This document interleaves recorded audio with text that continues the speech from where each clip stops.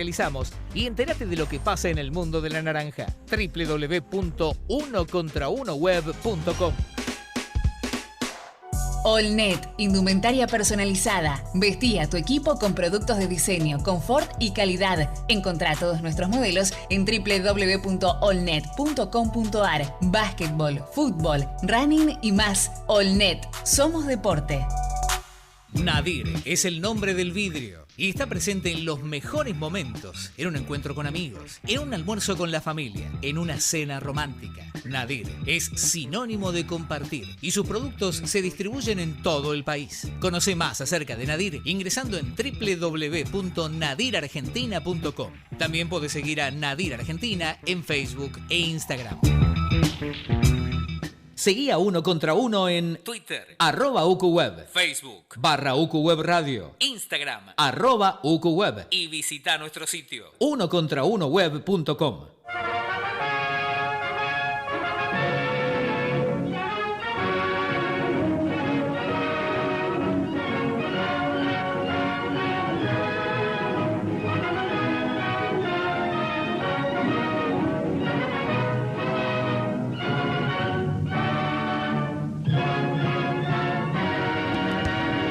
La historia contada en tiempo presente.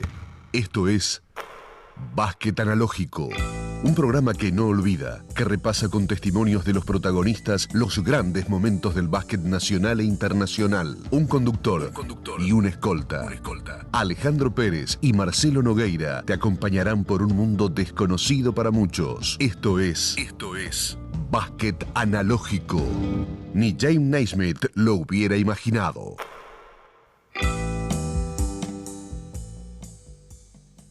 ¿Qué tal, Alejandro? Muy buenas tardes, soy Marcelo Nogueira en otro episodio de Básquet Analógico, justo en el día que se cumplen 71 años de lo que hoy conocemos como NBA, la fusión de dos ligas, la BAA y la NBL, allá por el 3 de agosto de 1949, y a partir de la temporada 49-50 ya la NBA como está ahora, ¿no? Hecha y derecha, el comienzo con 17 equipos. Igualmente la NBA reconoce esas 3 temporadas anteriores de la BAA y habíamos elegido, mirá qué casualidad, Alejandro, para hoy hablar de Juan Ignacio Pepe Sánchez, que fue el primer argentino que jugó oficialmente un partido allá por el 31 de octubre del 2000, la misma noche que Rubén nos cargó el Cowiski, pero le ganó por unos minutos o una hora el bahiense. Así que bueno, te doy la bienvenida, y antes de Pepe Sánchez, como buen historiador, vos nos vas a decir qué pasó con los nuestros y su relación con la NBA.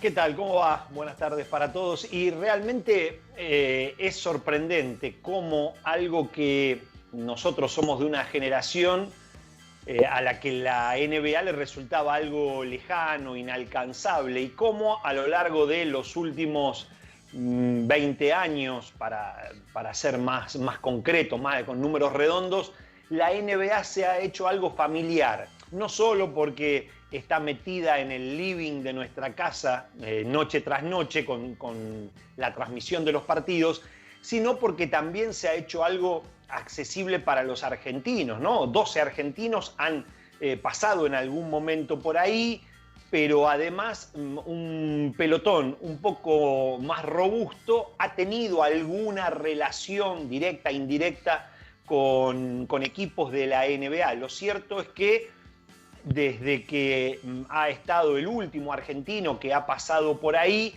nos ha quedado el gustito ese de decir, ¿cuándo otro argentino va a volver a estar en la mejor liga del mundo? Bueno, la mayor cantidad de fichas están apuntadas en lo inmediato, parecería Campazzo, sobre todo con esta última postura suya de forzar la salida del Real Madrid para desembarcar en lo que es su gran ilusión, que es la NBA, pero también Bolmaro, que tiene algunas fichas ahí para jugar a mano de él en el próximo draft. Nos ilusionamos también, ¿por qué no?, que en un futuro no muy lejano pueda aparecer también el chico Francisco Cáfaro, siendo elegido por algún equipo de la NBA. Lo cierto es que de algo inalcanzable se ha convertido en algo más familiar. Y seguramente vos hablaste de la primera relación concreta, efectiva, entre un equipo de la NBA con un jugador argentino,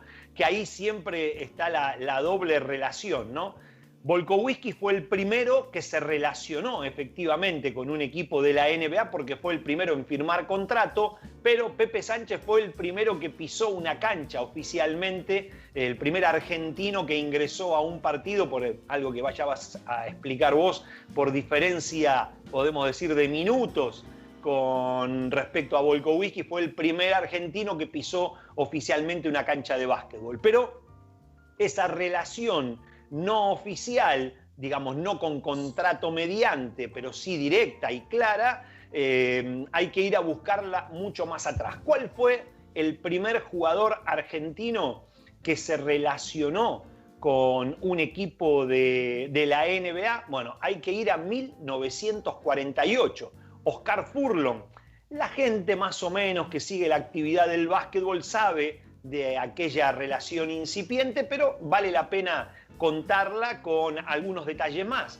Esto fue durante los Juegos Olímpicos de Londres. Argentina, que hacía su primera aparición olímpica, tiene en una de las primeras jornadas una actuación memorable frente a Estados Unidos, perdiendo apenas 49-47. Dentro de ese partido, Oscar Furlong, que era un jovencito de apenas 20 años en ese momento, tuvo una actuación fantástica, y eso hizo que pocos días después de esa buena actuación le llegaran 2 telegramas, ¿no? Estamos hablando del año 48, 2 telegramas en los que, por un lado, Minneapolis Lakers, los actuales Los Ángeles Lakers, y por otro lado, Baltimore Bullets, los que hoy conocemos como Washington Wizards, que eran 2 franquicias históricas que habían estado en ese arranque de la NBA, le hacían ofrecimientos para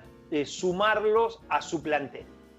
Un dato interesante es que para un primer contrato le ofrecían $10.000, creo que esa plata hoy LeBron James la debe ganar en un tiempo muerto, ni siquiera en un partido, en un tiempo muerto debe ganar $10.000 para escuchar lo que le dice el entrenador. Le ofrecían $10.000 de contrato anual, y para tener un parámetro de qué significaba esa oferta y tomar conciencia de que no estaba nada mal esa oferta, es que la gran figura de ese momento, Marcelo, que vos de esto podés testificar, que era, no porque lo hayas visto, sino porque has leído mucho sobre la historia de la NBA, sobre todo de aquel arranque, George Mikan, ¿no? El pivot precisamente de Minneapolis Lakers, el primer hombre dominante que tuvo la NBA, ganaba $30.000 al año, o sea, 1/3 de lo que cobraba la gran figura de la NBA. No estaba mal para arrancar para un argentino en una época donde no había jugadores que llegaran desde el exterior a desembarcar en una NBA incipiente, por supuesto. Pero lo cierto es que Furlong fue el primero que tuvo un ofrecimiento concreto.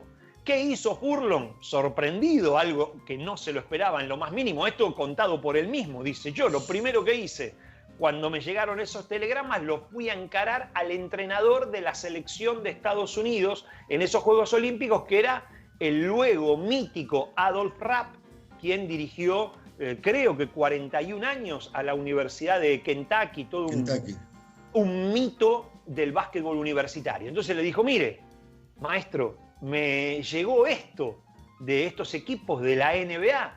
¿Te imaginás la información que se debía tener en ese momento, año 48, de la NBA acá en Argentina? Sí, que en realidad era la BAA. Claro. Todavía. Exacto. Y Furlong fue a decirle: bueno, ¿qué es esto de básquetbol? Sí, se sabía que había un básquetbol profesional en Estados Unidos, incipiente, pero no había mucha más información. Y dice que Rapp le dijo, mirá, me parece que vos no te falta un poquito todavía para llegar a ese nivel. Furlong contaba que en ese momento, 20 años, estaba haciendo el servicio militar. Dice, yo era un flaco que no valía nada, decía, hay que tener en cuenta también, esto fue antes del propio Mundial del 50. Claro. Entonces, dice, además había algo que era básico, más allá de este ofrecimiento concreto. Dice, acá no sabíamos de qué se trataba el básquetbol profesional de los Estados Unidos. Dice, y yo, Furlong, que era de una familia consolidada, que no tenía premios económicos, su padre era un industrial, un empresario industrial, dice, yo no pensaba en jugar al básquetbol por dinero. Yo era amateur, como era la gran mayoría del básquetbol argentino en ese momento. Él, con Gimnasia de Esgrima de Villa del Parque, participaba del torneo de la Federación Argentina, que si se llegaban a enterar que cobrabas un peso, te degollaban, como lo demostraron años después con los campeones del 50. Lo cierto es que dice, a mí no se me pasaba por la cabeza jugar por dinero, entonces medio que no le di mayor trascendencia a eso. Hay que tener en cuenta que la propia agencia de noticias Associated Press publicó un cable, ¿no?, que ha sido publicado, si entras a La Nación de la cobertura de los Juegos Olímpicos del 48, está el cable de Associated Press diciendo, Minneapolis Lakers le ofreció al argentino Oscar Furlong, de gran actuación en el partido frente a Estados Unidos, en los Juegos Olímpicos, le ofreció un contrato para ir al básquetbol profesional de los Estados Unidos. O sea que esto es concreto, esto existió, tuvo trascendencia periodística, y no en Argentina, en una agencia de noticias internacional.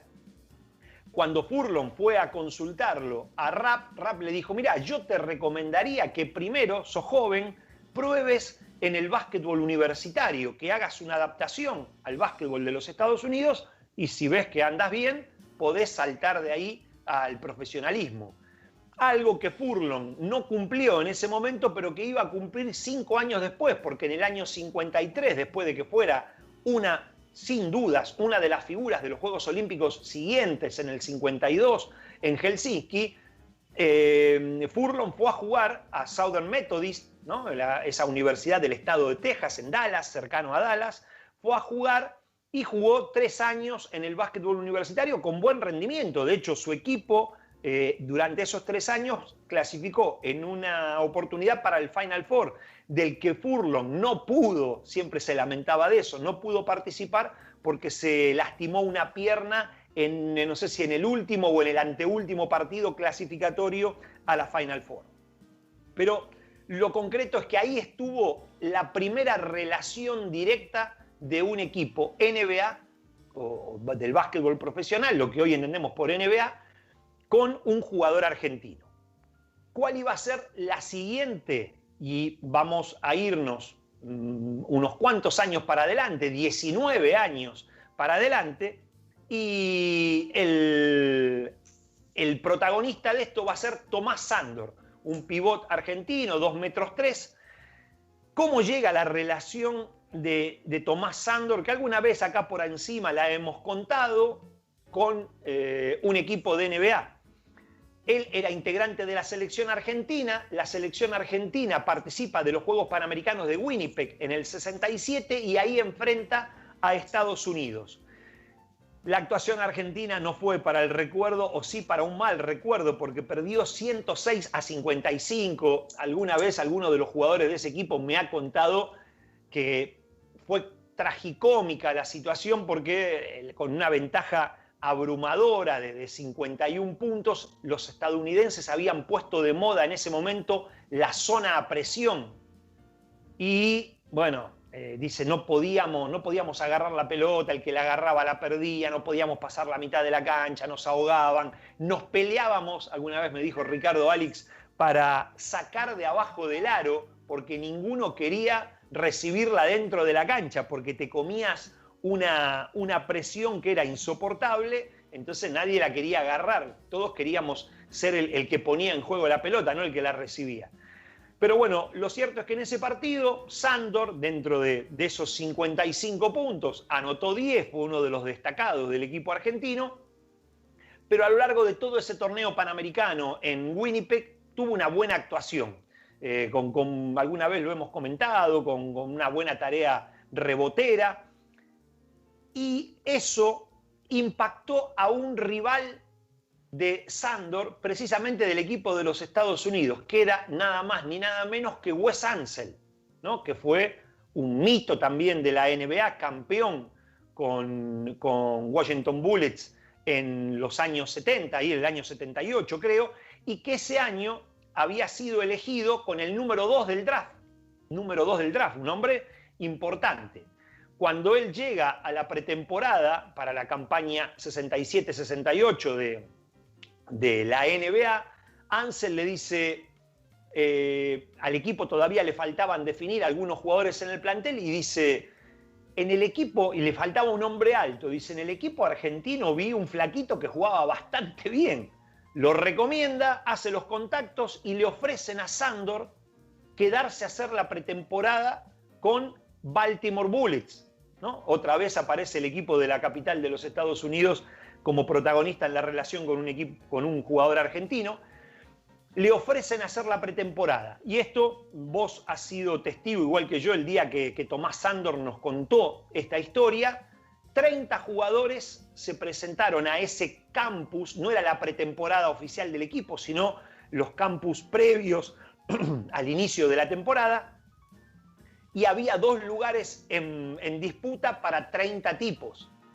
Entonces, recordarás la explicación que daba Sándor, que dijo, cada entrenamiento era una carnicería. Dice, porque ahí, y dijo, 29 negros y yo el único blanco, dijo. Dice, muchos de esos jugadores negros, él enseguida percibió la situación, venían de orígenes muy humildes, encontraban ahí la posibilidad de mejorar claramente su vida, entonces sabían que ahí estaba la única chance que tenían de poder modificar el rumbo de su vida hasta el momento. Entonces él decía, cada entrenamiento era una carnicería y nos matábamos entre todos, con la desventaja también de Sándor, que era muy flaquito.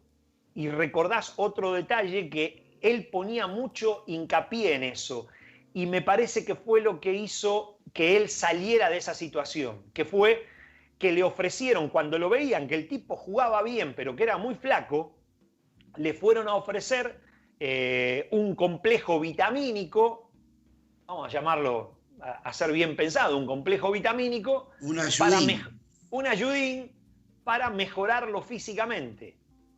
Y el propio Tomás Sándor contaba que cuando escuchó eso se asustó, ¿no? Dijo, yo esto, es más, llamó a algún amigo de él, conocido de él, médico amigo de él, a decirle, mira, me están ofreciendo esto, tomar esto, ¿qué hago? Y él creo que le dijo que la persona que él consultó no lo conocía. Claro, acá estábamos en todo lo que tenía que ver con la medicina deportiva o las cosas que se permitían alrededor de la medicina deportiva, años luz, que creo que actualmente también se está, pero en ese momento era mucho más claro. Y dice esta persona que le dijo, mirá, yo nunca sentí hablar de nada de eso, pues yo te recomendaría que no tomes nada. Se pensaba que por ahí era una droga prohibida, algo así. Claro. Y Sándor se niega a tomar eso. Y conjuntamente que sucede esto, Sándor, que ya era ingeniero electrónico, era una persona, un deportista con estudios universitarios, ya tenía el título de ingeniero electrónico, tarea en la que sigue desempeñándose. Él estaba en River en ese momento, en octubre del 68. En River, exactamente.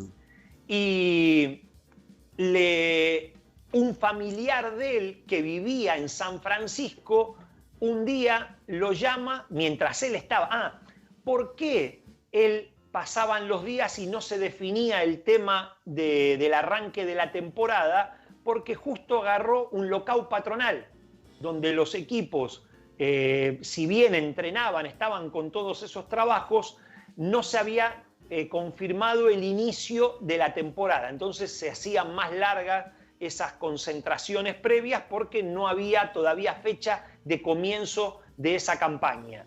Entonces, Sándor, cuando este familiar le dice, mira, le manda un recorte de un diario que en San Francisco alguna empresa importante estaba pidiendo técnicos electrónicos, ingenieros electrónicos, profesión que él tenía, título universitario que él tenía.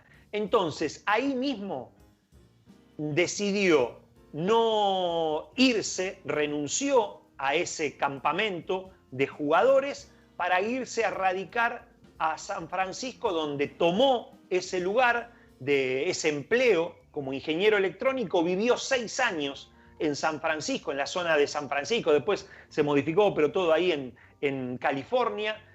Vivió 6 años hasta que en el 70 a finales del 72 creo que regresó a la Argentina, y el 73 volvió a jugar al básquetbol aquí en Obras Sanitarias y fue campeón del torneo de la Asociación Porteña de ese 1973. Y como dijo alguna vez Mario Escola, el papá de Luis, aunque en esos 6 años Sándor no siguió jugando profesionalmente, jugaba los torneos interempresariales, torneos entre fábricas, entre empresas, que él siempre decía que tenían un nivel altísimo, y Sándor siempre decía, lo que deben ser los profesionales, si esos tipos que eran amateurs o cobraban un viático por jugar nada más, tenían el nivel que tenían. Y Mario Escola solía decir, dice, vino después de 6 años, estaba mucho mejor jugador de lo que había sido en su momento acá en Argentina,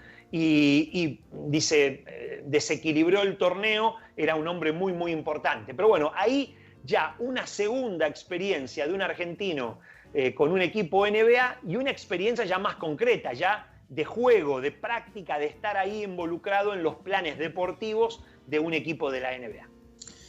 Sí, es así. Repasábamos entonces lo de Furlong y lo de Tommy Sándor, y después recién tenemos que pegar otro salto de relación Argentina-NBA hasta el 88, cuando eligen al Gigante González, Atlanta Hawks, con el número 54 en la tercera ronda del draft, y seguidamente con el 57 a Hernán Montenegro por Philadelphia 76ers, también en ese draft del 88, utilizando la regla ya bien impuesta en la NBA de los 22 años. Y es justamente Hernán Montenegro, por entonces estaba jugando en los Gigantes de Carolina, en Puerto Rico, y es, digamos, el primer jugador. Vos mencionabas, arrancamos con Pepe Sánchez, ¿no? Ya vamos a ir a Pepe Sánchez, el primero en debutar oficialmente, el Colorado Volkowiski, el primero en tener un contrato. Y Hernán Montenegro en realidad fue el primero en participar de un partido de pretemporada con Filadelfia, que fue muy poquitos minutos. La verdad que no está la planilla de ese partido, y Montenegro en algún reportaje, recuerdo que en Solo Básquet dijo que habían sido 2 minutos, después 3 minutos 20, yo creo que estoy más cerca de los 3 minutos 20, frente a Maccabi Tel Aviv, un partido que ganó ahí arañando Filadelfia. Y después hay que irse al 91, ¿no? Cuando tiene Pichi Campana la experiencia bastante interesante con los New Jersey Nets en aquel momento, casi como una casualidad. Y ahí hay un personaje que tal vez vos recuerdes, 2 personajes de la época. Uno era Orlando Salvestrini, que después fue más conocido por ser tesorero de Boca y el que llevó las riendas, digamos, del básquet de Boca por casi una década, que en aquel momento, en el año 90, 89, 90, 91, era gerente general del Banco Provincia en Nueva York, que se relaciona con un personaje, Martin Schubert, que nosotros en aquel momento pensábamos que era representante de jugadores, Y vos sabés que encontré estos días una entrevista a Martin Schubert, que hoy tiene 84 años, que en realidad él lo conocía a Salvestrini, y esta te va a gustar porque como que cae justo en la actualidad argentina. Schubert se ocupaba de comprar deudas de países empobrecidos y vendérselas a los bancos. Y en el medio de ese berenjenal se entusiasmó también con comprarle a clubes, en principio de Yugoslavia, en aquel momento todavía, o ya se estaba dividiendo Yugoslavia, un poquito antes de los 90, algún que otro jugador yugoslavo y tratar de revenderlos. De ahí es que nace la relación. Esto lo pueden buscar en un sitio económico, que es Bloomberg, bastante conservador, por cierto, y se ocupa de hablar de este tipo de gente. Y uno de los capítulos, justamente en la entrevista, es Campana, porque también Schubert cuenta que él, a su vez, era amigo de Willis Reed, que por aquel momento era vicepresidente de operaciones de los Nets. Entonces la historia es así: Salvestrini lo conocía a Schubert por cuestiones relacionadas al ámbito bancario, le cuenta que hay un jugador en la Argentina, goleador, Salvestrini, tampoco tenía tanto conocimiento de básquet, y que era muy importante, el goleador de la Liga Argentina. Schubert hace un viaje a la Argentina, después lo cuenta Campana, y organiza un partido donde incluso él juega, con 60 años en aquel momento, para conocerlo bien de cerca a Campana.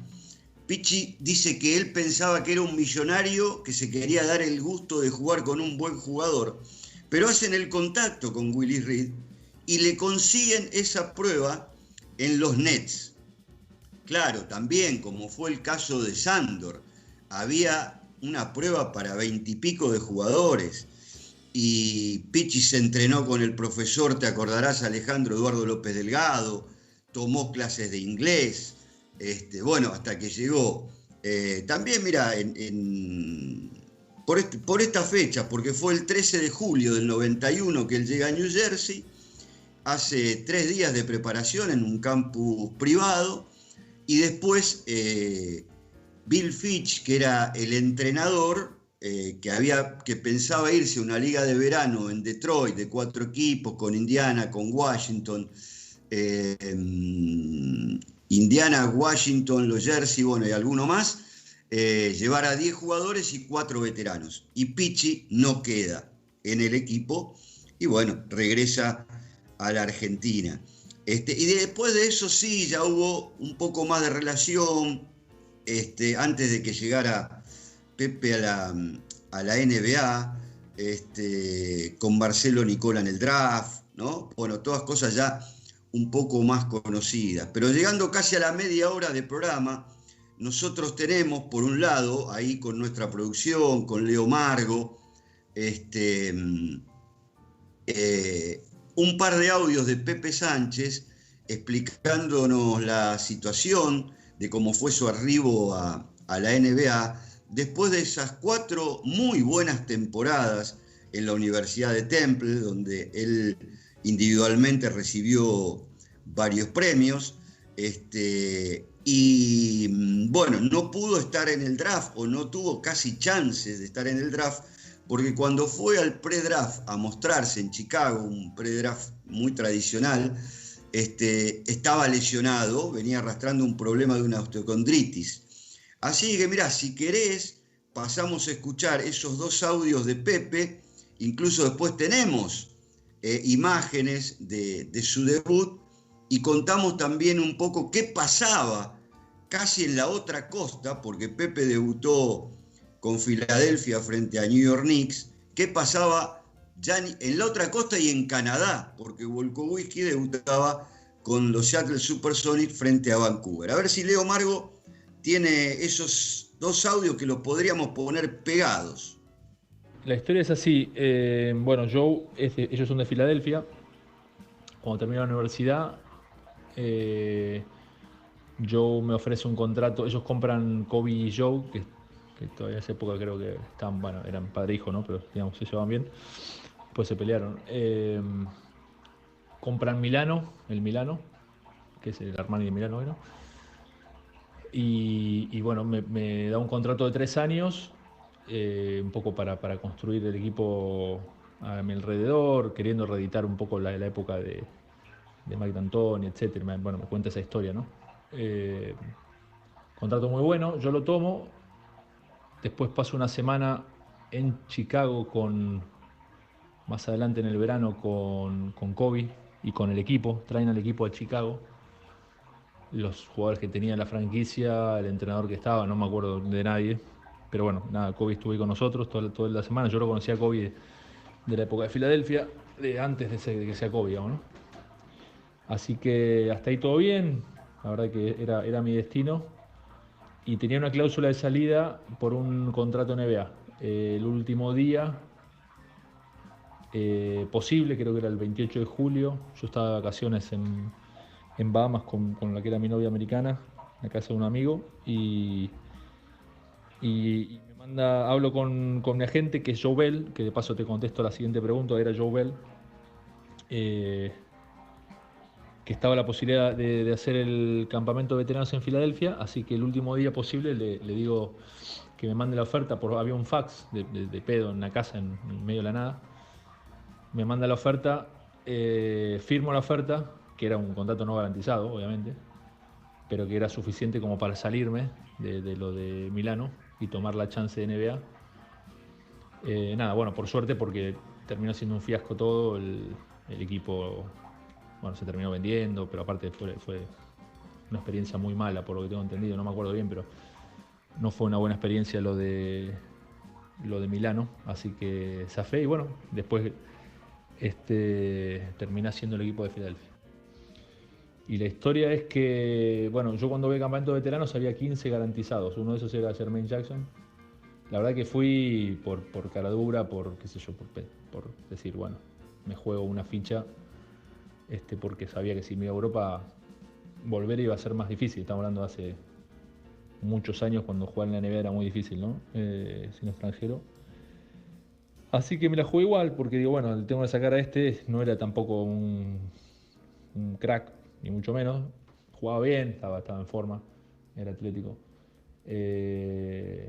Y nada, y lo cortaron para firmarme a mí. O sea, le pagaron el contrato a él full y me firmaron. Esas cosas que pueden hacer solo en la NBA.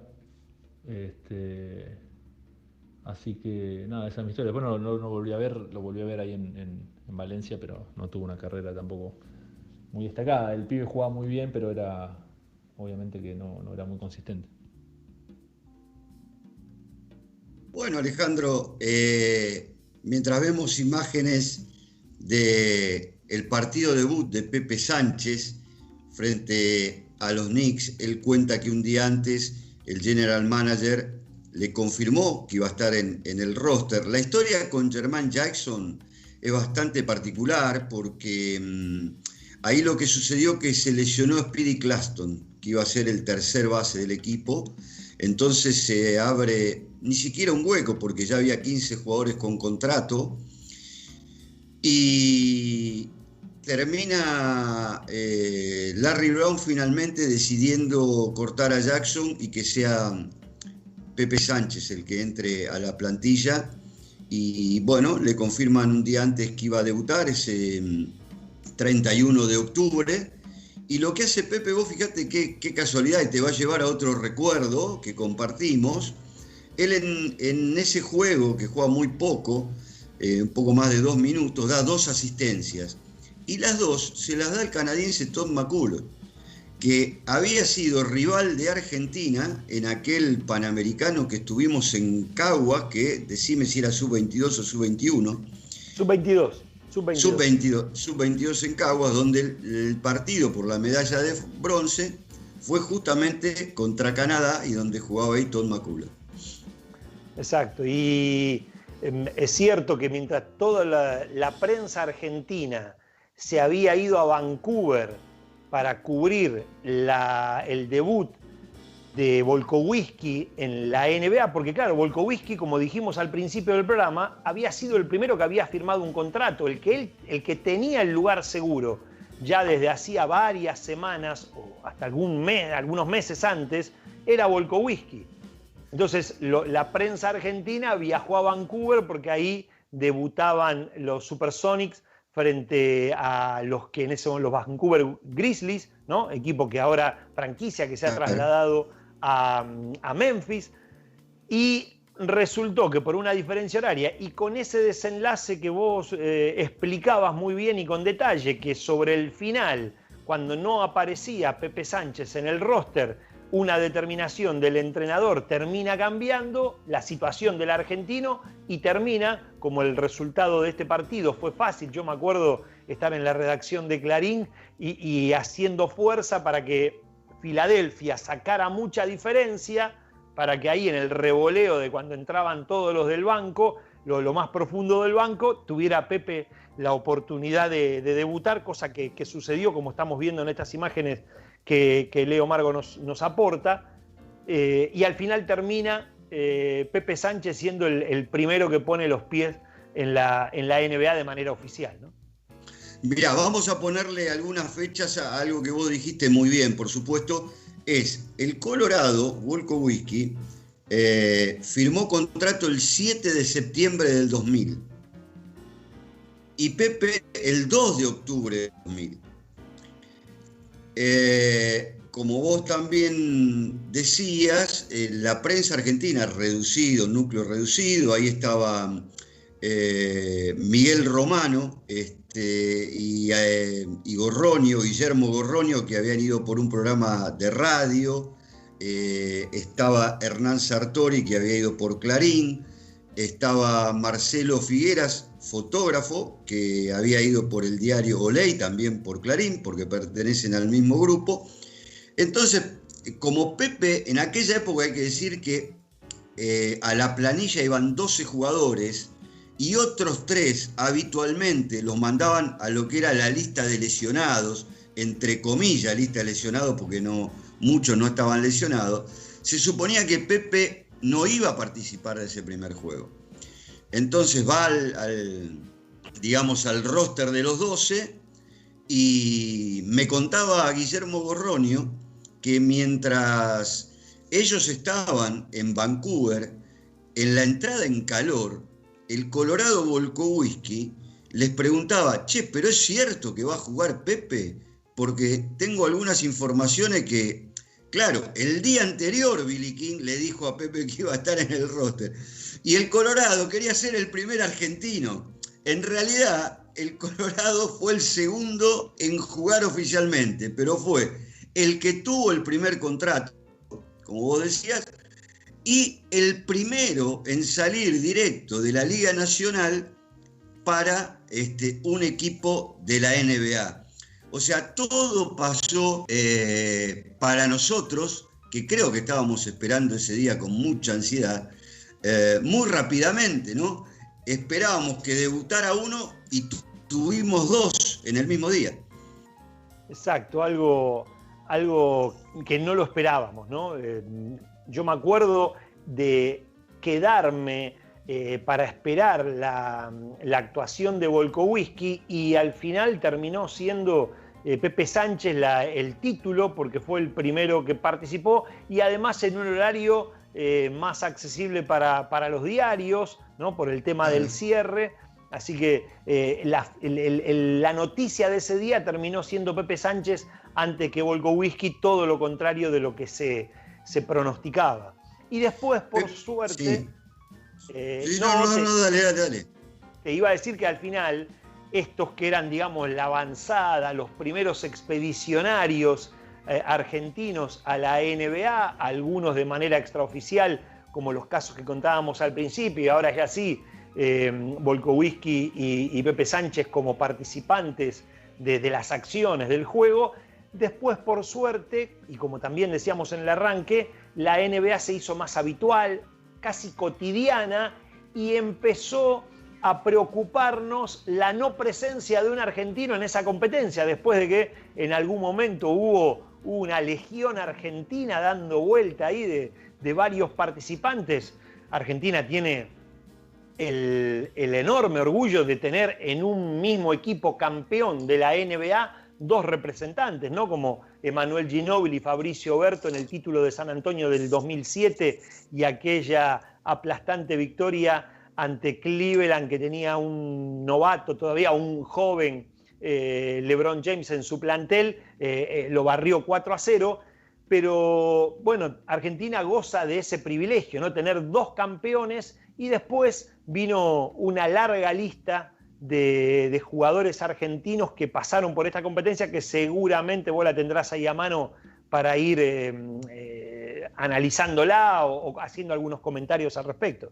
Sí, antes que eso vamos a darle un poco más de precisión a todo lo que fuimos diciendo.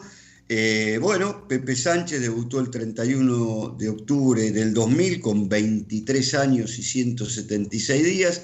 En ese partido que a vos te ayudó a cerrar la página de Clarín, porque Filadelfia ganó 101-72. Pepe jugó 2 minutos 28 segundos y dio 2 asistencias, como ya dijimos, y Rubén Golkowski debutó a los 27 años el mismo día, 27 años y 30 días y un mes, en derrota de Seattle Supersonics de visitante, 94-88. 0 de 4 en cancha para el Colorado en casi 12 minutos, 2 rebotes y una tapa.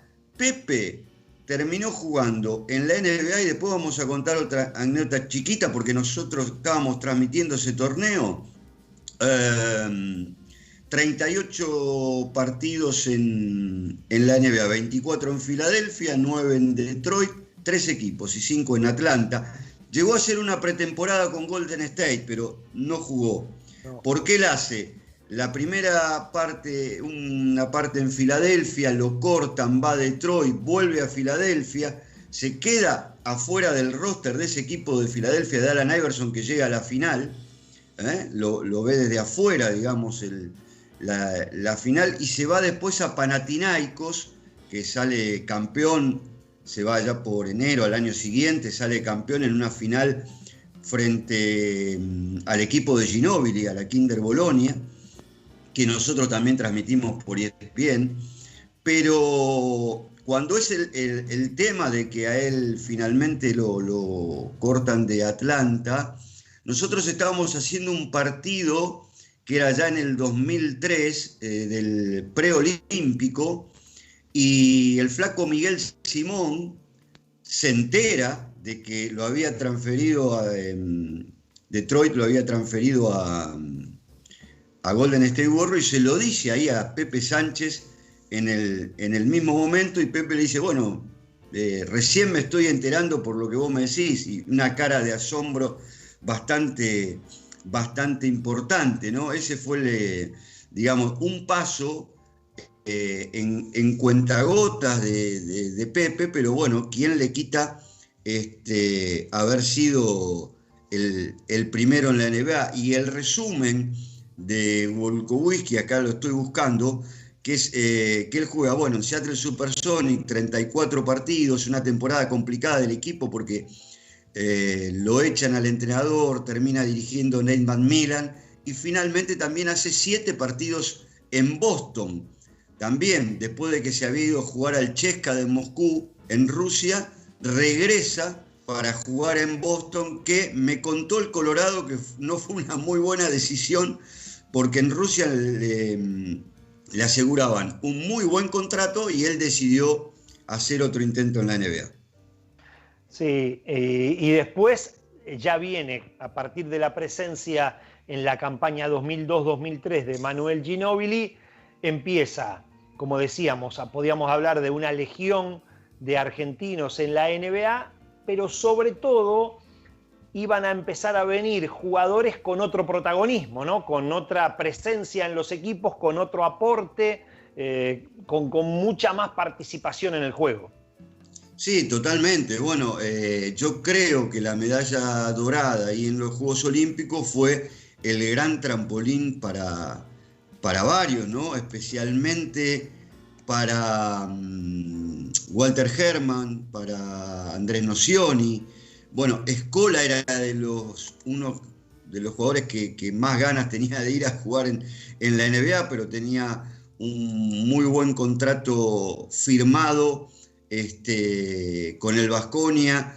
Y otro hito para mí importante fue la inclusión de Carlos Delfino Alejandro en la primera ronda, que es el único también. A ver, porque, Flaco, repasemos quiénes nombraste.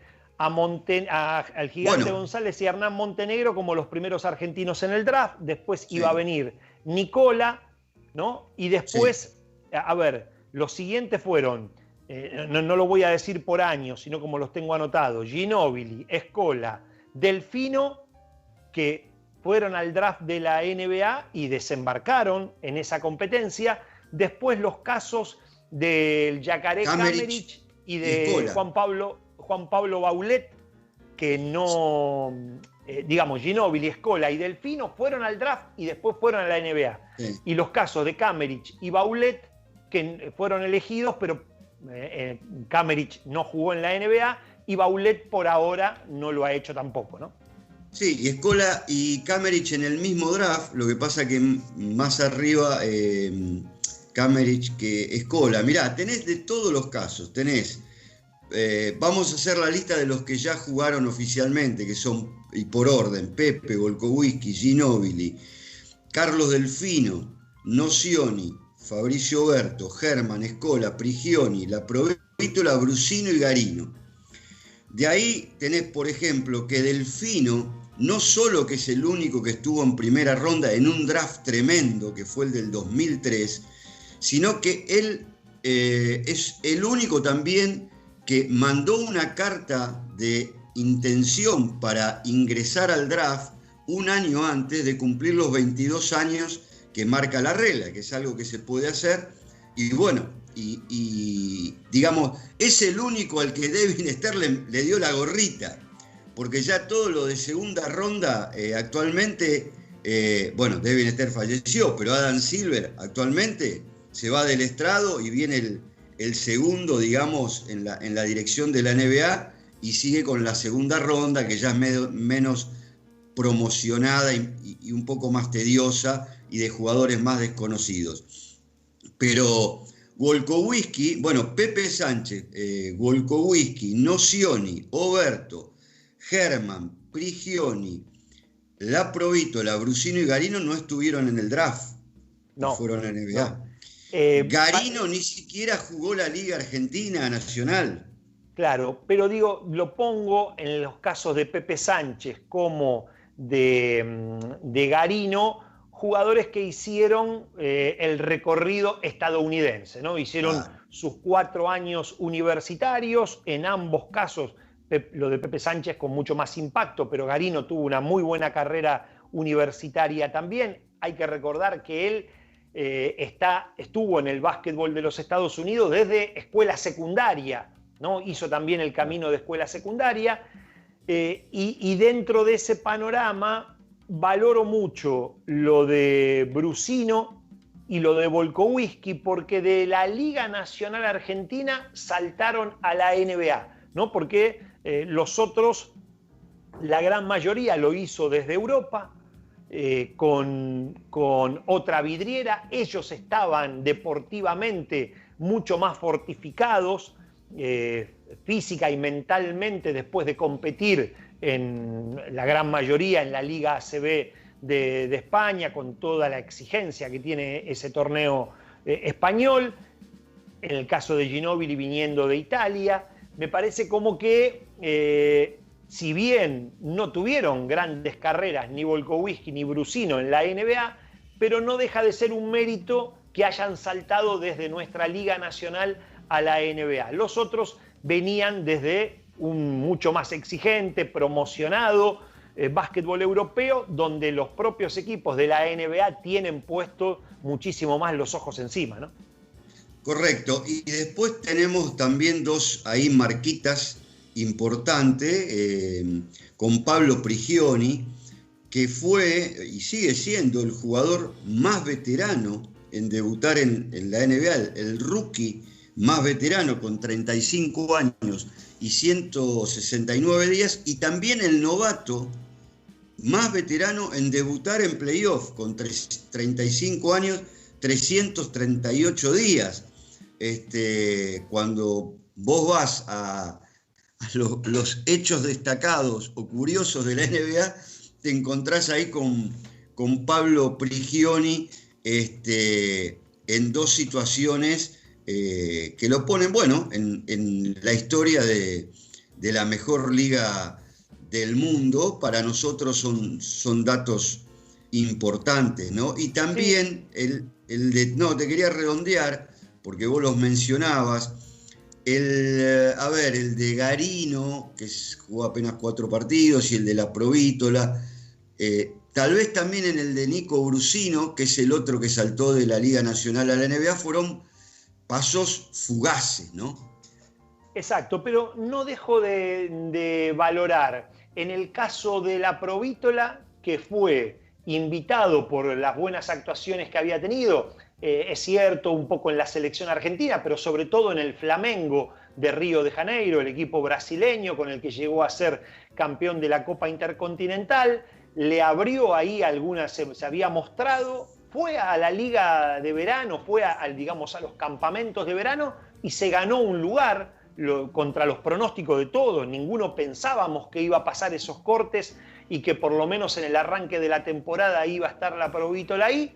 Tuvo esa experiencia, y después el caso de Garino, que lo hizo después de quedar afuera, porque en esa misma pretemporada había quedado afuera del equipo, de los Spurs, hizo gran parte de toda la campaña de la Liga de Desarrollo, de la G-League, ¿no? Claro. Se bancó ese año, como él cuenta, una competencia dura en cuanto al trato de los jugadores. Es cierto que eso ha mejorado en estos últimos años, pero él cuenta algunas cuestiones que tienen que ver con la vida de un jugador profesional, pero de esta liga de desarrollo secundaria, y con algunos rasgos de no una organización tan sólida. Pero bueno, él hizo el camino por esa competencia, rindió bien y se dio el gusto de competir en la NBA con un contrato de 10 días que le firmó Orlando Magic, y bueno, se sumó a esta lista, a esta docena de argentinos que han tenido el honor y la calidad para jugar en esta competencia, ¿no? Mirá, vos sabés que nuestro compañero Fede Toral me manda una cosa, la verdad que linda, entre argentinos en la NBA. Por ejemplo, los duelos de Manu Ginóbili, que es el que más jugó, ¿no? Más de 1000 partidos, 4 títulos, bueno, en San Antonio, siempre en San Antonio, frente a otros jugadores argentinos. 1-0 Manu contra Pepe Sánchez, 12-3 contra Nocioni. Nocioni jugó en 3 equipos, jugó en Chicago, en Sacramento, en Filadelfia. 7-3 contra Delfino, que también estuvo en Detroit, en Milwaukee, en Houston. 1-0 contra Fabricio Berto cuando estuvo en los Wizards. 11-10 contra Escola. Escola sí tuvo muchos equipos. Houston, Phoenix, Indiana, Toronto, me olvido de algunos, los Nets. Los Nets. Claro. 1-1 con Nico Brusino, le sacó un empate, mirá, Nico Brusino, en Dallas, el único, digamos, que le sacó un empate. 4-2 contra Pablo, que Pablo jugó en los Knicks, en Houston y en los Clippers. Claro, y 1-0 contra Walter Herman, que bueno, que estaba jugó en Charlotte y en Detroit. Claro, en Charlotte. El primer equipo que lo firma en Charlotte. Claro, cuando eran los Bobcats. Lo firmó durante la Copa del Mundo de Japón, en el 2006. Me acuerdo que viajó el gerente de Charlotte a Saitama, donde estaba concentrado el equipo. Él firmó y ahí, digamos, se pudo anunciar oficialmente que ya era jugador de Charlotte, ¿no? Claro, Copas del Mundo, Juegos Olímpicos, siempre arrimaban muchos scouts. De hecho, a Pepe Sánchez, para ir a Detroit, lo firman en el medio, volvemos a hablar de Pepe porque era un poco el tema del día, lo firma Joe Dumars para Detroit en el medio del Mundial de Indianápolis, ¿no? Porque Pepe en ese momento ya tenía firmado un acuerdo con Alicante para ir a jugar con Julio Lamas como entrenador, y bueno, después entre Detroit y Alicante, o mejor dicho, Detroit le pagó la salida de Pepe Sánchez a Alicante, y el que se termina quedando en la base como titular indiscutido es Pablo Prigioni, de ese equipo español.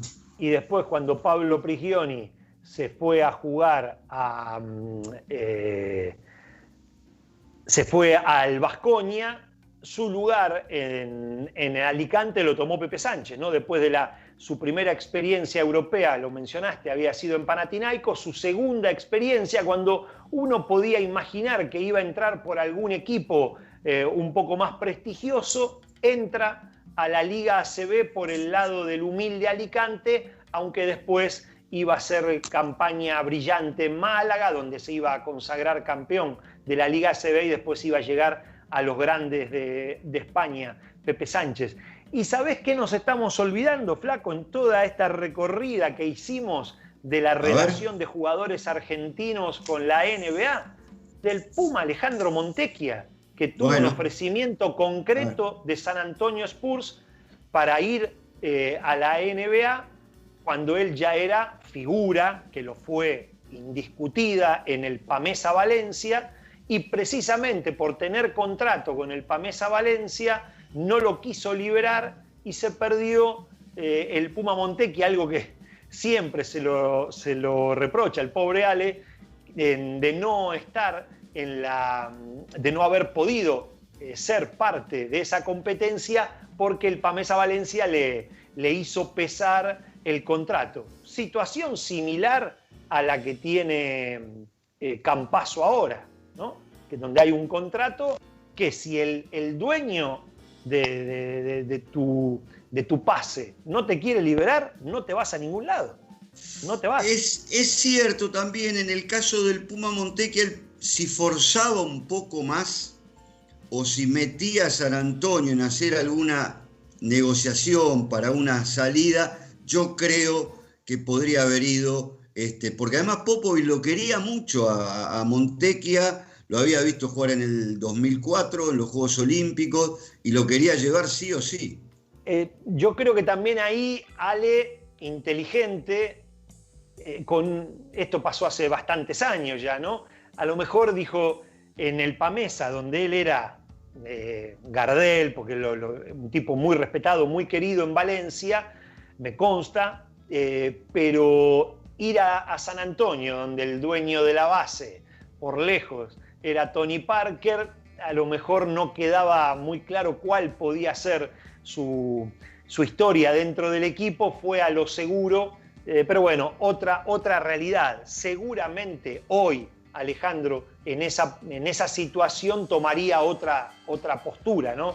Forzaría más, se pondría más de punta con el equipo hasta forzar la salida, pero bueno, en aquel momento decidió o aceptó seguir en Valencia. Pero bueno, es otro de los argentinos, algunos, como dijimos, como Kamerich y Baulet, a través del draft, el propio Marcelo Nicola, ¿no? Draft, pero que nunca desembarcaron en la NBA, y el caso de Montecchia, que con una oferta concreta no pudo darse el gusto de llegar a la mejor liga del mundo. Alejandro, bueno, sin querer quererlo, armamos el árbol genealógico de la relación argentina con la NBA. Ya se viene Sergio Kaneski con sus entrevistas en Orígenes, así que dale, nos despedimos y nos veremos el lunes próximo con más básquet analógico. Pero dale, hacé la bola despedida. No, solamente decir que qué rica que fue la historia del básquetbol argentino y su relación con la NBA a lo largo de estos 20 años, ¿no? Como de aquellas cruzadas individuales, de los Furlong, de los Sandor, mismo lo del Gigante González y del loco Hernán Montenegro, como en los últimos 20 años, con esta fantástica generación dorada, liderando, siendo el buque insignia, como el básquetbol argentino ha tenido una relación fluida con la NBA. Relación que se ha cortado a lo largo de los últimos años, pero tenemos el convencimiento, la ilusión no, yo creo que el convencimiento que no va a pasar tanto tiempo hasta que otro argentino vuelva a estar entre los mejores del mundo. Habrá que esperar, me parece que no es, por supuesto que a todos nos pondría muy contentos si esto sucede, pero no es para volverse locos, hay que esperar, ya vamos a tener un representante argentino, creo que el básquet argentino se lo merece. Así es, y será Facundo Campazzo. Nos vamos, chau. Dale, chau, nos vemos.